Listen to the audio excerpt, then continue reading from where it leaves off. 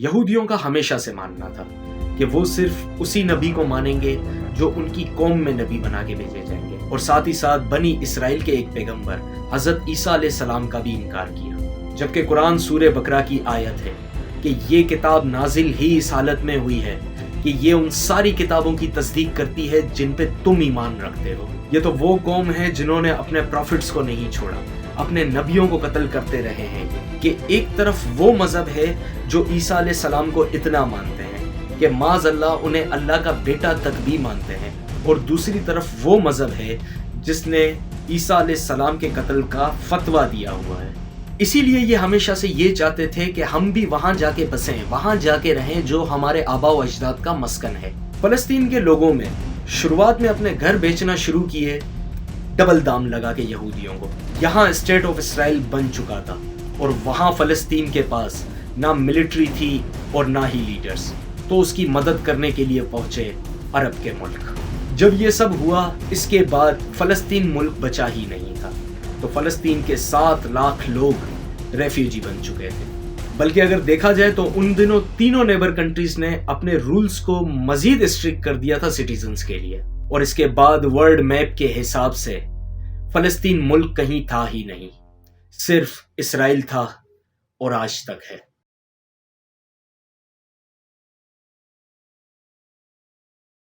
अस्सलाम वालेकुम दोस्तों, इसराइल फलस्तीन कॉन्फ्लिक्ट का ये पार्ट नंबर 3 हम शुरू करने जा रहे हैं। अगर इससे पहले आपने दोनों पार्ट्स नहीं देखे जिनके अंदर मैंने सारे कॉन्फ्लिक्ट को डिटेल में बताया है, तो उसके लिए आप आई बटन पर क्लिक करके उसका लिंक ले सकते हैं, या डिस्क्रिप्शन से भी आपको उसका लिंक मिल जाएगा।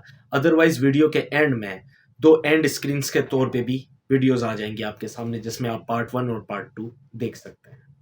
लिहाजा हम अपनी इस वीडियो को शुरू करते हैं। यहूदियों का हमेशा से मानना था कि वो सिर्फ उसी नबी को मानेंगे जो उनकी कौम में नबी बना के भेजे जाएंगे, वो बाहर के किसी भी नबी को नहीं मानेंगे। आज से हज़ारों साल पहले जब हज़रत इब्राहीम अलैहिस्सलाम को दुनिया में नबी बना के भेजा गया, तो उनके बेटों में से एक बेटे थे इस्माइल अलैहिस्सलाम, जिनसे जो आल चली उन्हें हम बनी इस्माइल कहते हैं, और वो आल चलते हुए आई रसूलुल्लाह मोहम्मद सल्लल्लाहु अलैहि वसल्लम तक। और दूसरे बेटे थे इसाक अलैहिस्सलाम, उनसे जो आल चली उन्हें हम बनी इसराइल कहते हैं। वैसे तो इसराइल जो लक़ब है वो याकूब अलैहिस्सलाम का था, तो मानते तो बनी इसराइल वाले भी हैं इस बात को, यानी कि मानते थे कि चाहे बनी इसराइल हो या बनी इस्माइल, हैं तो दोनों ही इब्राहिम अलैहिस्सलाम के बेटे। पर ये एक हसद था उनके अंदर, उनका ये मानना था कि हम उस कौम में से हैं जिनमें सबसे ज़्यादा नबी प्रॉफिट्स भेजे गए हैं, तो फिर हम ऐसे ही कैसे किसी कमज़ोर कौम के ताबे आ जाएं। लिहाजा हम ऐसे किसी नबी को नहीं मानेंगे जो बनी इसराइल से बाहर का होगा, यानी कि अगर बनी इसराइल के अंदर वो प्रॉफिट बना के नहीं भेजे गए तो उसके बाद हम उन्हें नहीं मानेंगे, चाहे वो किसी भी कौम में हो। कुरान में अल्लाह ने सूरे बकरा में ये फरमाया कि ये अल्लाह के गज़ब के हकदार हो गए ये करके। दोस्तों, आज हम रिलीजियस पॉइंट ऑफ व्यू से इस कॉन्फ्लिक्ट को देखेंगे। जैसे कि मैंने आपसे कहा था कि ये सारी जंग, ये मामला आज से हज़ारों साल पुराना है, तो आज हम सफ़र तय करेंगे उन हज़ारों सालों का और पीछे जाके देखेंगे कि आखिर ये सब शुरू कहाँ से हुआ था। मेरा नाम है अब्दुल वहाब तुर्क और आप देख रहे हैं फलसफी। इसराइल फ़लस्तीन कॉन्फ्लिक्ट के पार्ट 1 में मेरे पास एक सवाल आया था, जो सवाल मैंने यहाँ मेंशन किया हुआ है। इस सवाल का जवाब भी मैं आज देता हुआ चलूंगा इसके अंदर। यहूदियों ने ना सिर्फ बनी इसराइल के बाहर के पैगंबरों को मानने से इनकार किया, बल्कि उन्होंने अपनी किताब का भी इनकार किया, इंजील, और साथ ही साथ बनी इसराइल के एक पैगंबर हजरत ईसा अलैहिस्सलाम का भी इनकार किया। इसके बाद तो इनके पास ये बहाना भी नहीं बचा कि हम सिर्फ उस नबी को मानेंगे जो हम में से होगा। हजरत ईसा अलैहिस्सलाम बनी इसराइल से थे, लेकिन उस वक्त इन लोगों ने कहा कि हम सिर्फ तौरेत और ज़बूर को मानेंगे, और इंजील का इन लोगों ने इनकार कर दिया। ईसा अलैहिस्सलाम और इंजील का इनकार करने के बाद इन्हें और पूरी इंसानियत को एक आखिरी मौका दिया गया, जब रसूलुल्लाह मोहम्मद सल्लल्लाहु अलैहि वसल्लम आखिरी नबी बना के दुनिया में भेजे गए। तब इन्हें और सारी इंसानियत को ये हुक्म दिया गया कि आप कुरान पे और रसूलुल्लाह पे ईमान ले आए, लेकिन इन्होंने रसूलुल्लाह और कुरान का भी इनकार कर दिया। जबकि कुरान सूरे बकरा की आयत है कि ये किताब नाजिल ही इस हालत में हुई है کہ یہ ان ساری کتابوں کی تصدیق کرتی ہے جن پہ تم ایمان رکھتے ہو، لیکن اس کے باوجود بھی یہ اس کتاب پہ ایمان نہیں لائے۔ اگر وہ اپنی کتاب کو بھی ٹھیک سے پڑھتے تو بھی ان کے حساب سے انہیں اس کتاب پر ایمان لانا چاہیے تھا۔ ایون سورہ بقرہ کی ہی آیت ہے کہ اے نبی ان سے پوچھئے کہ اگر یہ کہتے ہیں کہ ہم صرف بنی اسرائیل کے پیغمبروں کو ہی مانیں گے تو یہ اپنے پیغمبروں کو، اپنے پروفٹس کو قتل کیوں کرتے رہے ہیں؟ جی ہاں، یہ بنی اسرائیل، آج اگر ہم اسرائیل والوں کو دیکھتے ہیں تو جس طرح یہ بچوں پہ، عورتوں پہ، بزرگوں پہ جس طریقے سے کیمیکل ویپنز گرا رہے ہیں، جس طریقے سے بامبنگ کر رہے ہیں اور انہیں شہید کر رہے ہیں، یہ تو کچھ نہیں۔ یہ تو وہ قوم ہے جنہوں نے اپنے پروفٹس کو نہیں چھوڑا، اپنے نبیوں کو قتل کرتے رہے ہیں۔ یہ حضرت زکریا علیہ السلام، حضرت یحییٰ علیہ السلام، ایون کہ حضرت عیسیٰ علیہ السلام، جیزس، ان کے قتل کا فتویٰ بھی انہوں نے ہی دیا تھا۔ وہ تو اللہ نے انہیں آسمانوں میں اٹھا لیا، پر وہ آئیں گے اور ان کے مسیحا کی دوائی حضرت عیسیٰ علیہ السلام کے ہاتھوں ہی لکھی ہے۔ حضرت عیسیٰ علیہ السلام ہی ان کے مسیحا تھے، پر انہوں نے ان کا انکار کر دیا اور یہ آج تک اپنے مسیحا کا انتظار کر رہے ہیں، اور وہ مسیحا ان کا ہوگا دجال۔ دجال یعنی کہ جھوٹا خدائی کا دعویٰ کرنے والا، اور اس کی موت حضرت عیسیٰ علیہ السلام کے ہاتھوں ہی لکھی ہے۔ دوستوں، یہاں ذرا رک کے آپ قرآن کا فارمیٹ سمجھیں کہ اللہ بات کس طرح کر رہا ہے۔ کہ اگر تم کہتے رہے ہو کہ تم صرف بنی اسرائیل کے پیغمبروں کو ہی مانو گے تو پھر تم اپنے ہی نبیوں کو قتل کیوں کرتے تھے؟ اب اس کا آخر کیا جواب ہو سکتا ہے ان کے پاس، یا تھا؟ اسی لیے یہ کہا کرتے تھے کہ جب قرآن پڑھا جائے، اور اللہ نے اس آیت کو، اس سورت کو، سورہ السجدہ آیت نمبر 26 کے اندر قرآن میں اسے بیان بھی کیا کہ یہ کہتے ہیں کہ جب قرآن پڑھا جائے تو اس میں خلل ڈال دو، شور مچا دیا کرو، شاید ایسے تم قرآن پہ غالب آ جاؤ۔ دوستوں، اسی لیے میں آپ سے کہتا ہوں کہ قرآن کو پلیز اپنی زبان میں پڑھیں، اسے سمجھیں۔ تو رسول اللہ کے آنے سے جو آخری موقع ملا تھا پوری انسانیت کو، انہوں نے رسول اللہ کا اور قرآن کا انکار کر دیا اور یہ کھلے دشمن ہو گئے۔ لیکن جو عیسیٰ علیہ السلام کے ساتھ انہوں نے کیا تھا، اس کے بعد ان کی دشمنی ہو گئی کرسچنز کے ساتھ، یعنی کہ جیوز اور کرسچنز کی دشمنی یہاں سے شروع ہو گئی۔ اور آپ ذرا فرق دیکھیں کہ ایک طرف وہ مذہب ہے جو عیسیٰ علیہ السلام کو اتنا مانتے ہیں کہ معاذ اللہ انہیں اللہ کا بیٹا تک بھی مانتے ہیں، اور دوسری طرف وہ مذہب ہے جس نے عیسیٰ علیہ السلام کے قتل کا فتویٰ دیا ہوا ہے۔ تو یہ دونوں دوست کیسے ہو سکتے ہیں؟ آج جو آپ دوستی دیکھ رہے ہیں کرسچنز اور جیوز کے بیچ، اس کی وجہ دنیاوی مفاد ہیں، اور کرسچنز پادریوں کے اسٹیٹمنٹ ہے۔ ان کے پادریوں کو اتنا حق ہے کہ یہ اپنا عقیدہ بدل سکتے ہیں، جیسے انہوں نے کتاب بدل دی۔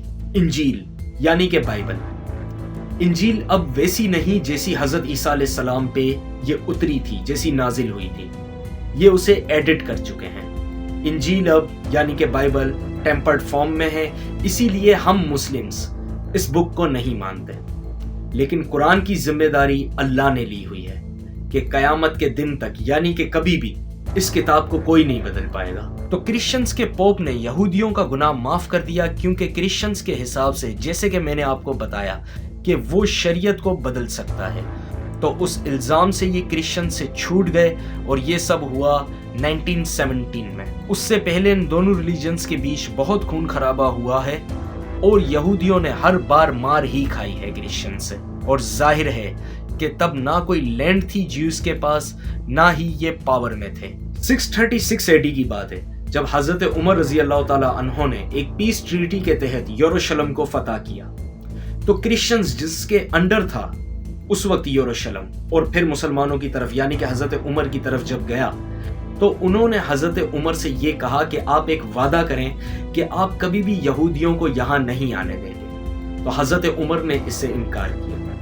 اس کے بعد انہوں نے کہا کہ ایٹ لیسٹ آپ یہ وعدہ کریں کہ آپ کبھی بھی ان یہودیوں کو یہاں پر یروشلم میں بسنے نہیں دیں گے، یہاں رہنے نہیں دیں گے۔ اور حضرت عمر نے اس کے بعد اس پیس ٹریٹی کے اندر اس چیز کو بھی رکھ کے سائن کیا، اور پھر اس وعدے کا مان رکھا گیا، ایون کہ سلطنت عثمانیہ تک، اوٹومن امپائر تک اس وعدے کا مان رکھا گیا کہ کسی نے بھی یہودیوں کو اس زمین پہ یعنی کہ یروشلم پہ رہنے نہیں دیا۔ ہاں آنے کی اجازت ان سب کو تھی جو حضرت عمر کے دور سے ہی انہیں ملی ہوئی تھی، کیونکہ یہ جگہ ان کے لیے بھی مقدس تھی، تو انہیں صرف اتنی ہی اجازت تھی کہ آپ یہاں آ سکتے ہیں، لیکن آپ یہاں بس نہیں سکتے، رہ نہیں سکتے۔ اور جیسے کہ میں نے آپ کو بتایا کہ اس وعدے کو سلطنت عثمانیہ کے دور تک نبھایا گیا، جس کے نتیجے میں یہودیوں نے دوسری طاقتوں کے ساتھ مل کے، دوسرے ملکوں کے ساتھ مل کے آٹومن امپائر کو گرایا۔ خیر، اگر ہم آٹومن امپائر یعنی کہ سلطنت عثمانیہ کی بات کریں تو اب تک وہ خود بھی پوری طرح عیاشی میں گر چکے تھے۔ اندر سے بھی انہیں کھوکھلا کیا جا رہا تھا غداروں کی طرف سے اور باہر سے دشمنوں کی طرف سے۔ رہی صحیح کسر عیاشی نے پوری کر دی تھی۔ رسول اللہ محمد صلی اللہ علیہ وآلہ وسلم کی پیدائش ہوئی تھی 571 AD میں۔ اس سے ٹھیک 500 سال پہلے یعنی کہ 70 AD میں ٹائٹس نامی بادشاہ نے، جو ایک بت پرست تھا، یروشلم کو یہودیوں سے چھین لیا تھا اور یروشلم کو تباہ کر دیا تھا۔ صرف ایک والنگ وال، دیوار گریا رہ گئی تھی، جس کے سامنے آج بھی جیوز کھڑے ہو کے عبادت کرتے ہیں۔ 1,33,000 یہودیوں کو ٹائٹس نے اس دن قتل کیا اور اتنے ہی لوگوں کو اس نے قیدی بنایا، اور باقی بچے یہودی جنہیں وہاں سے بھاگنے کا موقع ملا، وہ پھر دنیا بھر میں ایسے ہی بھٹکتے رہے۔ کسی نے بھی انہیں ایک جھٹ ہو کے کہیں رہنے نہیں دیا۔ یہاں سے جیوز کا ڈائسپورا شروع ہوا تھا۔ اسی لیے یہ ہمیشہ سے یہ چاہتے تھے کہ ہم بھی وہاں جا کے بسیں، وہاں جا کے رہیں جو ہمارے آباء و اجداد کا مسکن ہے، ابراہیم علیہ السلام کا، اسحاق علیہ السلام کا، یعنی کہ یروشلم۔ یہ وہ وقت ہوتا تھا دوستوں جب بادشاہ کا مذہب ہی عوام کا مذہب ہوتا تھا۔ عوام کو اسی ریلیجن کو فالو کرنا ہوتا تھا جو وہاں کے بادشاہ کا ریلیجن ہے۔ گزرتے وقت کے ساتھ رومنز کے بادشاہ کرسچینٹی کی طرف آئے، اور پھر رومنز جو یروشلم میں آباد تھے وہ بھی کرسچنز ہو گئے، اور اس طرح یروشلم کرسچنز کے پاس آ گیا۔ پھر 636 AD میں حضرت عمر نے اسے فتح کیا، جو میں نے آپ کو بتا دیا۔ پھر سے کچھ سالوں کے لیے یہ کرسچنز کے پاس گیا، پر بہت ہی جلد اسے کرد خون سلطان صلاح الدین ایوبی نے پھر سے 1187 AD میں فتح کر لیا، اور یہ مسلمانوں کے قبضے میں آ گیا، اور یہ پھر آٹومن امپائر کے ٹوٹنے تک مسلمز کے پاس ہی رہا۔ اور پھر ورلڈ وار 1 میں آٹومن امپائر کے ہارنے کے بعد بیلفور ڈکلیریشن ہوئی، جب UK نے عرب سے کہا کہ ہم یروشلم آپ کے حوالے کر دیں گے، اور یہودیوں کو کہا کہ آپ کے حوالے کر دیں گے، پر برٹش نے دونوں سے وعدہ خلافی کی۔ پر پھر 1917 میں ہی بیلفور ڈکلیریشن ہوئی، اور UK نے یہودیوں کو اجازت دے دی کہ آپ یروشلم میں جا کے رہ سکتے ہیں، اور پھر وہاں سے ان دونوں ملکوں کی شروعات ہوئی، یعنی کہ فلسطین اور اسرائیل کی۔ یہاں ہم نے اس ٹاپک کو ریلیجیس پوائنٹ آف ویو سے دیکھ لیا، اب ذرا اس کانفلکٹ کی ہسٹری میں ہم چلتے ہیں۔ فلسطین کے لوگوں میں شروعات میں اپنے گھر بیچنا شروع کیے ڈبل دام لگا کے یہودیوں کو، جیسے کہ اگر کوئی جگہ لاکھوں کی تھی تو اسے کروڑوں کی بتا کے بیچا گیا، اور یہودیوں نے یہ رقم ادا بھی کی، اور اس کی وجہ یہ تھی کہ وہ کئی سالوں سے دنیا میں بھٹک رہے تھے۔ حضرت عمر جیسا احسان کرنا تو دور کی بات، بلکہ انہیں ملے ظالم بادشاہ اور ظالم ڈکٹیٹرز، یعنی کہ ہٹلر جیسے لوگ، جنہوں نے چن چن کے یہودیوں کو قتل کیا۔ تو ایسے میں مہنگی زمین بھی خریدنی پڑی انہیں، تو انہوں نے خریدی، اور آرام آرام سے دنیا کے کئی یہودی فلسطین میں جمع ہونے لگے، اور اسی طرح ڈبل دام دے کے وہ فلسطین کے مسلم سے زمینیں خریدنے لگے۔ اور پھر آیا 14 مئی 1948، جب ایک ملک وجود میں آیا جس کا نام بنی اسرائیل کی وجہ سے رکھا گیا، اسرائیل۔ זכותו הטבעית של העם היהודי להיות ככל עם ועם עומד ברשות עצמו במדינתו הריבונית. אנו מכריזים בזאת על הקמת מדינה יהודית בארץ ישראל, היא מדינת ישראל.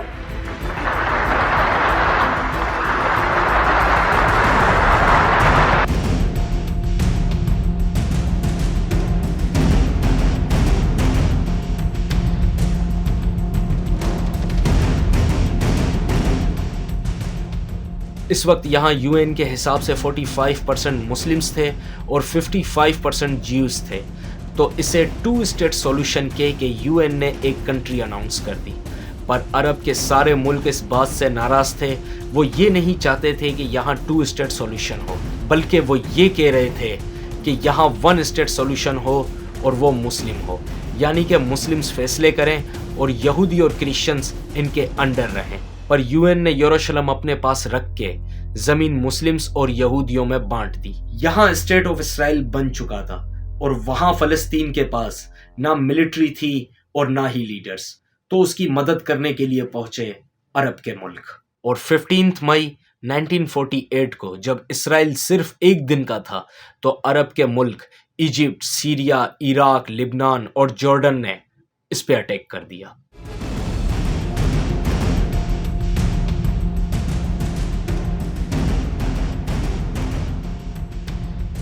دوستوں، اس جنگ کو نام دیا گیا the first Arab Israel war 1948۔ Jews کو پتا تھا کہ یہ جنگ ہمیں لڑنی بھی ہے اور جیتنی بھی ہے، اور اگر ہم یہ جنگ نہیں جیتتے تو ہمارے ساتھ پھر وہی سب ہوگا جو سالوں سے ہمیشہ سے ہوتا ہوا آیا ہے، یعنی کہ ہٹلر جیسا کوئی بھی منہ اٹھا کے آئے گا اور ہمیں قتل کر دے گا۔